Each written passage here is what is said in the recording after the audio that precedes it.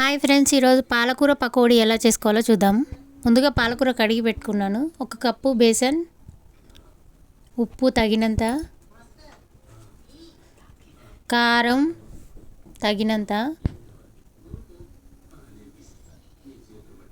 కొద్దిగా వామ, కొద్దిగా ధనియాల పొడి,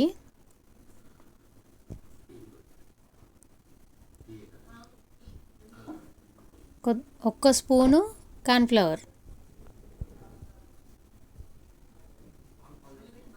ఇందులో వాటర్ వేసుకోకూడదండి, పొడి పొడిగానే ఉండాలి.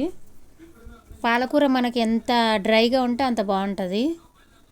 నేను ఇప్పుడే కడిగాను కాబట్టి కొంచెం నాకు ముద్దలాగా వాటర్ వేసుకోకూడదు. ఇలా ఆయిల్ పెట్టుకొని ఆయిల్లో కొంచెం విడివిడిగానే రావాలి. ఇప్పుడు ఆయిల్లో ఇలా పదే 10 నిమిషాలలో పకోడీ రెడీ అవుతుంది. చాలా బాగుంటుందండి. ట్రై చేయండి, కామెంట్ చేయండి, షేర్ చేయండి.